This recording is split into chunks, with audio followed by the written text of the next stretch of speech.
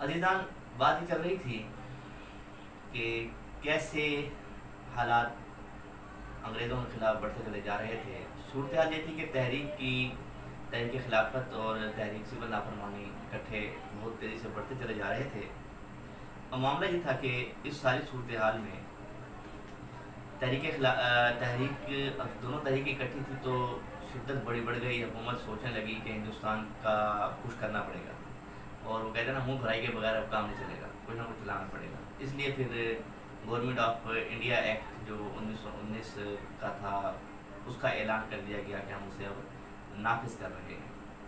کیا کہ پارلیمنٹ کی پالیسی کا اعلان کیا جا چکا ہے کہ ہندوستان کے ہر شعبے میں ہندوستانیوں کی تعداد مسلسل بڑھائی جائے، تاکہ اس سے برٹش انڈیا میں بحیثیت سلطنت برطانیہ کے اہم جز کے ذمہ دار حکومت کا مسلسل احساس پیدا ہو کہ ہندوستانی بھی جو ہیں وہ ذمہ دار ہیں۔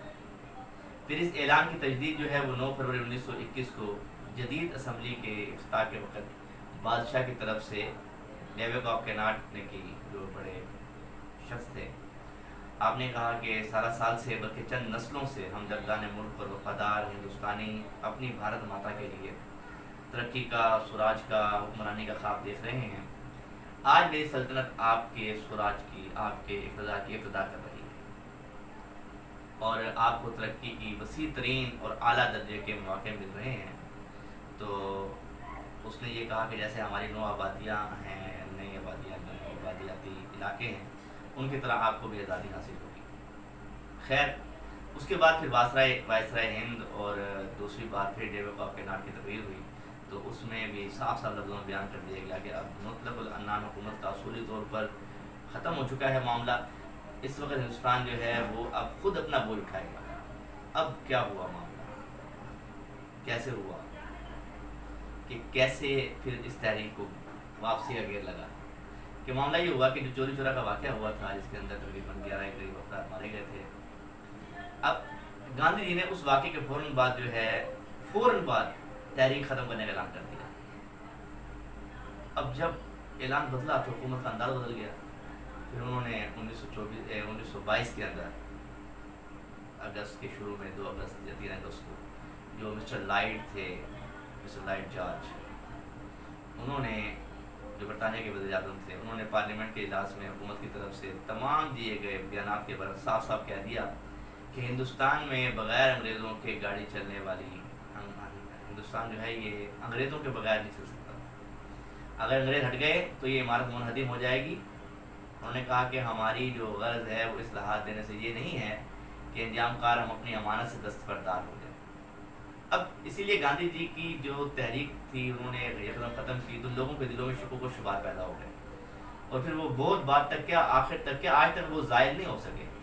اب اعتراض کرنے والوں نے گاندھی جی کی نیت پر بھی شک کرنا شروع کر دیا، اور کہنے لگے کہ مسلمانوں کی پیش قدمی گاندھی کو پسند نہیں تھی، لیکن خود گاندھی جی نے جو وجہ بیان کی ہے، اگرچہ وہ وجہ ان کے ذوق کے مطابق ہے، مگر جو سی آر داس صاحب تھے، بڑے انقلابی اور تحریکی شخص تھے سی آر داس، وہ بھی مطمئن نہیں ہوئے۔ گاندھی جی نے تحریک سول نافرمانی کی بنیاد رکھی تھی عدم تشدد پر۔ ان کا عذر یہ تھا کہ چوری چورا میں چونکہ 6 کانسٹیبلوں کو قتل کر کے عوام نے ظاہر کر دیا کہ ابھی ان کے اندر وہ ایک جملہ ہے نا، اہنسا کی تحریک لانے کے بھی میں صلاحیت پیدا نہیں ہوئی۔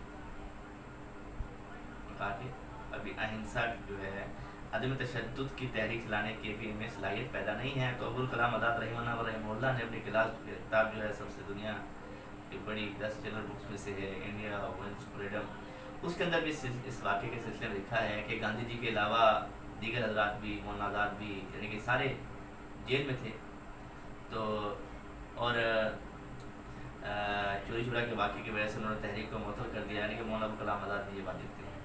اور پھر سیاسی حلقوں میں اس کا بڑا شدید رد عمل ہوا، اور سارے ملک کی جو فضا ہے وہ شکست خوردہ ہو گئی، اور مسٹر سی آر داس کو بھی یقین تھا کہ تحریک بند کرنے میں گاندھی جی نے ایسی غلطی کی ہے جس کا نقصان شدید ہوگا، اور انہوں نے اس کام کی وجہ سے، یہ ابوالکلام آزاد لکھ رہے ہیں کہ سی آر داس کا بھی یہ خیال تھا، اور وہ لکھتے ہیں کہ یہ ایسی غلطی ہے، اس کا شدید نقصان ہوگا، اور اس نے سیاسی کام کرنے والوں کی ہمتیں پست کر دی ہیں۔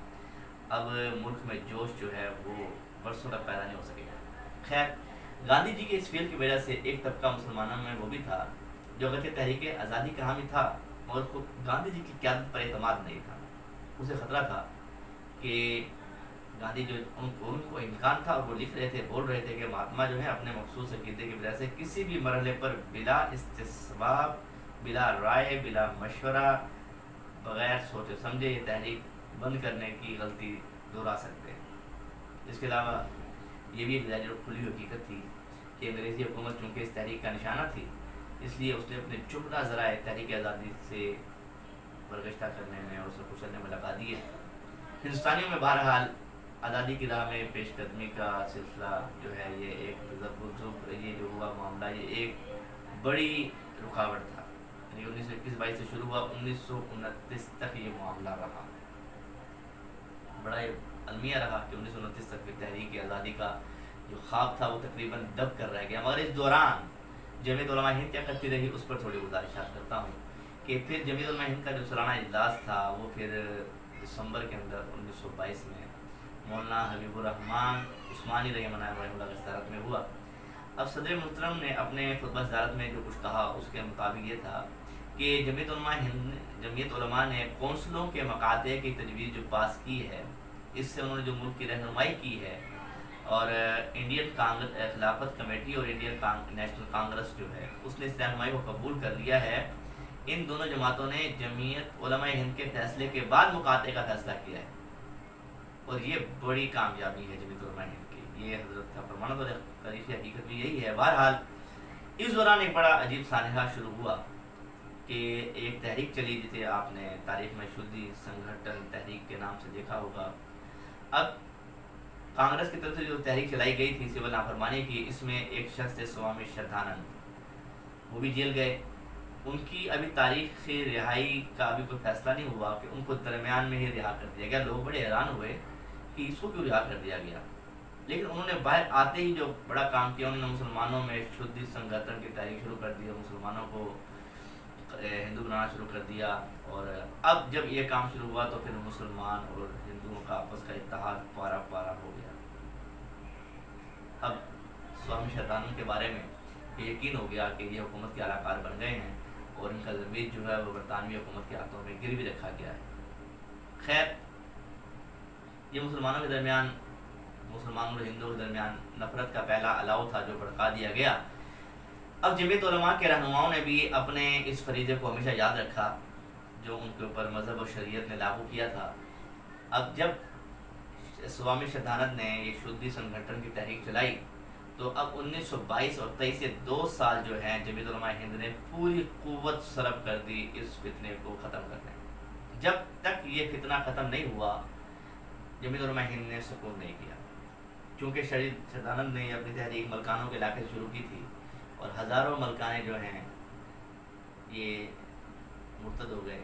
اب اس زمانے میں مولانا مفتی کفایت اللہ صاحب اور حضرت مولانا احمد سعید صاحب, یہ حضرات مولانا مفتی کفایت اللہ صاحب تو صدر تھے, مولانا احمد سعید صاحب ناظم اعلیٰ تھے جمعیت علماء ہند کے. ان دونوں حضرات نے کیا کیا, انہوں نے ترتیب یہ بنائی کہ انہوں نے تبلیغی وفود جو ہے وہ مرتدین کے علاقے میں بھیجنا شروع کر دیا. سب سے پہلا جو وفد ہے وہ مولانا احمد سعید صاحب جو ہے اچھنیرے کے مقام پر لے کر گئے تھے. مفتی کفایت اللہ صاحب خود بھی کئی بار وفود لے کر علاقوں میں پہنچے.